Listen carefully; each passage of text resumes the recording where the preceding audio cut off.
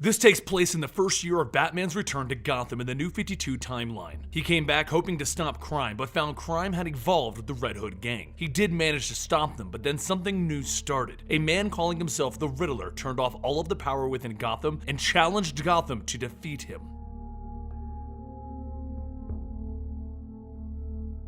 Welcome to the Complete Story Series, where I take trade paperbacks and single issues and I break them down into digestible bites to help you understand. Then I read it dramatically back to you. All alterations to the panels, text, and images are to prevent copyright problems, and all art is owned by its respective companies. The Batmobile races down the streets of Gotham with the police chasing it, and just when they think they have the Batmobile, it launches itself into the sky and it skips over the police. While this is happening, Gordon and Bullock are looking at an interesting murder case. A man whose bones have grown out of control, expanding beyond his body. Batman was here looking at it, and Bullock asks if the Bat was here to clean up after his own mess, but Gordon doesn't think that that's the case. The city is in shambles. A terrorist has blacked out the whole city, and a superstorm is about to come to Gotham, hitting it hard. While this is going on, Commissioner Loeb of the GCPD is looking for this vigilante. But maybe, just maybe, lunatic or not, he is providing a little light in the darkness. Back in the Batcave, Bruce and Alfred go over the situation. The Riddler has turned off all of the lights everywhere. Gotham Light and Power are close to repairing it, but Bruce thinks this whole thing is weird.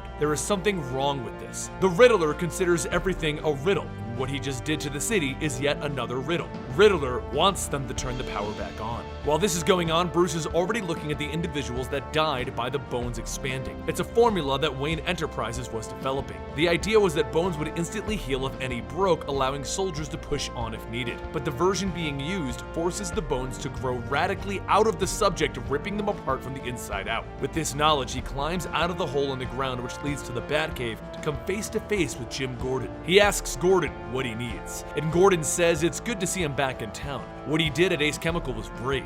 And then he goes on to apologize for his part in what happened to Bruce Wayne's parents that night. Your part? Lieutenant, I know all too well the things that you covered up. Don't ever talk to me about that night again unless you are ready for some true ugliness. Fine, but 2 of your scientists are already dead, injected with a serum that made bones grow out of their skin. There are bigger things here than you and me, Mr. Wayne. Like I said, Gordon, I have to go. As the night fell and the winds began, Bruce walked into the local Gotham University to seek out Lucius Fox to ask him about an old partner of his, the doctor that invented the bone serum. And Lucius reaches down to grab a needle, and he jabs it into Bruce's neck. What did you do? Bruce says, hitting the ground. I'm sorry, Bruce, but he's coming. Dr. Death is coming, and you're not going to be able to stop him. Then we see Dr. Death standing behind Lucius. No one will, old friend. This city's never seen anything like me, and I'm just getting started. Lucius was trying to get Bruce Wayne out of the way, but Dr. Death isn't playing anymore, and he attacks Lucius. Bruce gets back up, and he hits Dr. Death in the arm, breaking his forearm, but then it healed right back up, and Dr. Death threw Bruce across the room. Bruce, get out of here, Lucius called, and Dr. Death made the connection. Bruce Wayne? He tied Lucius up and he went looking for Bruce, but as he was poking around and calling out, Mr. Wayne, he went into the jet engine test lab and Bruce turned it on. It sucked him up quickly and Bruce ran to Lucius and got him free. The two men made a break for the West Corridor trying to get out, and Dr. Death appeared all rebuilt and massive in size. Leaving so soon? With one hand, he grabbed Bruce's head and he began to crush it, threatening to pop it open like a grape. And that's when he actually cracks his skull. But before he can completely squash Bruce Wayne's head, a shot goes off going through his shoulder, with Jim Gordon looking down at Dr. Death from the barrel of his gun. Dr. Death makes a break for it while Bruce hits the ground and everyone runs to his side. Bruce woke up in the bed of the hospital with Alfred by his side and a handcuff on his foot. Alfred told him that his skull was fractured and that he needs rest. Bruce tries to get up, telling Alfred that he can't stop the Riddler here, and Dr. Death is now on the loose. And that's when Gordon walks in. We need to talk, Mr. Wayne. If you think I'm gonna thank you, you can go back to chasing Batman with Commissioner Loeb and company. I could, because you're right, even in the midst of a terrorist attack and the coming of a superstorm, Loeb only sees Batman because his popularity is an embarrassment to Commissioner Loeb. Now, we're both trying to stop this man from killing people, and I'm telling you, we'll get this guy if we share information. But if we hide information, you're just gonna get in the way of things, and I can't allow that. You know what? You're right. I don't like you. Where did you get that trench coat you always wear, huh? I saw you that night, Gordon. When you picked me up with your partner, you were making the rounds before bringing me home, and he came out with a trench coat for you. You told me that it was a gift because you guys provided safety. People liked you. What I didn't understand that night is that that coat was a payoff, like all of your gifts. You weren't watching out for the people in that neighborhood. You were watching them suffer and die. Then Bruce makes a move, dropping Gordon to the ground, grabbing his gun, and pointing it at Gordon's face. In the alley behind the theater that night, I remember this view most vividly. Then he handed Gordon back his gun. You want to arrest me, then do that, but I'll never trust you. Bruce Wayne walked out. As Gordon began to follow Bruce Wayne, an officer walked over to him handing a note with a question mark on it, sharing information that Commissioner Loeb got that he was going to keep from Gordon. That night, Batman continues his investigation, riding out on the early Batboat, prepared to get this investigation going with the storm beating down on him. He walks into a lab to find that the doctor there is already being transformed as his bones are expanding, and that's when the police turn on their lights. The whole situation was a trap, and they open fire on Batman. Batman's cape and cowl begin to get shredded, and he drops tear gas on the ground before putting on his own gas mask. As he tries to call up Alfred, he realizes that they also cut off his communications. So in the gas, Batman begins beating the police down as he makes a break for his boat, and they blow up the boat. Batman is beaten and bleeding and floating in the bay where his boat was just at, and they start shooting at him again. He gets up and he runs back inside, where he runs past more bullets, eventually grabbing an oxygen tank and then jumping back in the water. While underwater, he breaks off the valve, and using the propulsion, he launches himself far, far away. As he comes up for air, a spotlight is beamed on him, and it's Jim Gordon. He tells Batman to get on board. I know it's a trap, but I wasn't a part of it. I agree with you, Batman. Batman gets on, and Gordon hands him his eyeglasses, telling him that he can take the mask off before the chemicals burn his eye. He then begins to boat back to shore. Batman asks him why he's helping, and Gordon tells him to restore balance. The return of Bruce Wayne started something.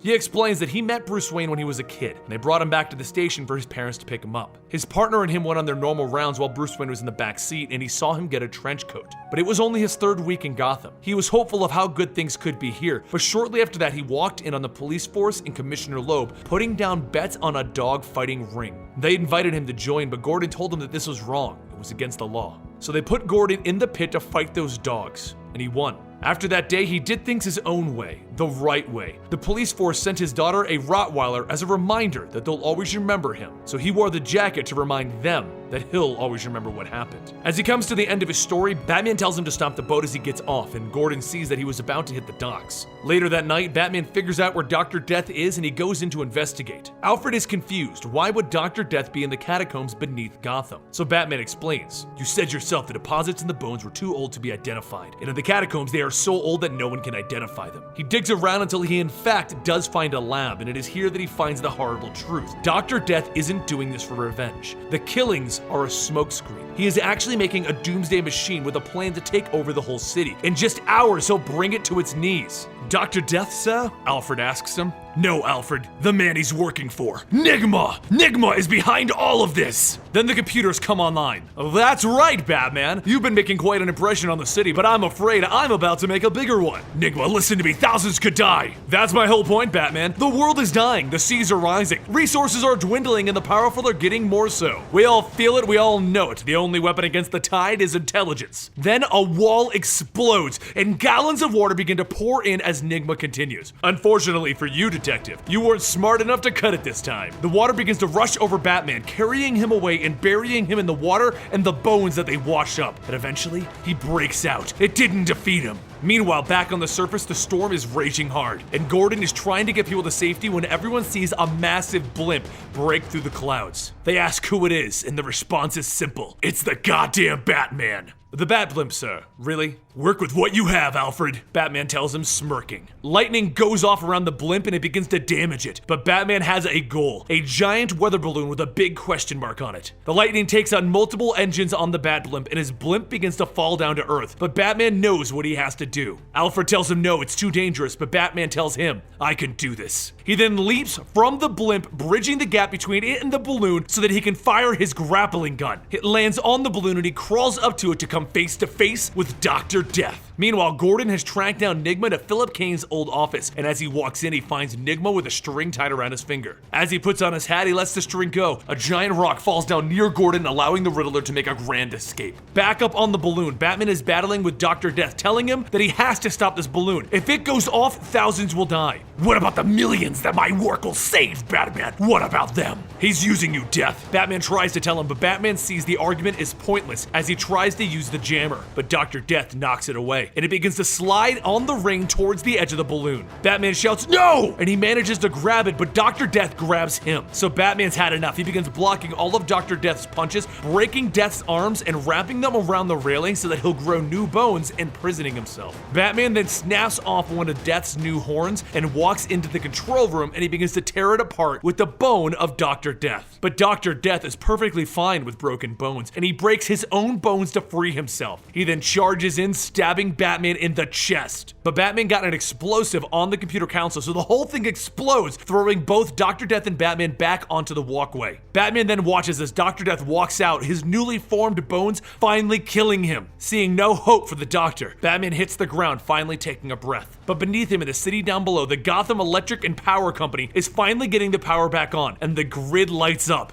as a question mark. Then twirling his cane and walking through the city, Riddler activates Riddle 2. Gordon calls up Batman, asking him if he was able to stop the device, and Batman walks in looking at it. I almost have it. We just need to stall a little bit longer before they turn the power back on. But then it lights up with a question mark. No, not yet! The explosions go off all along the Gotham City Dam, and the water begins to pour in, flooding the streets. Cars, buses, and people are lifted up and carried off, and without power, the city will have no ability to pump and drain the subways. It will be flooded. Then, blimps begin to explode all over Gotham. Batman begins kicking and punching the computers. I should have listened to you, Gordon. Damn it! There wouldn't be any death. I was wrong! Gordon replies to him. I hear you, but we are all at fault. We just realized it too late. As Batman watches the city streets flooding, Gordon remembers that night in the alley. The night that Bruce Wayne's parents died, and a young Bruce Wayne looked up. Help! And that brings us to the close of the third part of our 0-year 4-parter. We'll conclude this next week, and I hope you are as excited as I am, because this story gets even better. Don't forget to follow us on Twitter at Comicstorian, on Instagram at Comicstorian, or you can check out our gaming channel where we bring you Let's Plays, unnecessary censorship, and gaming comic books, eligible monster. The link will be in the comments down below.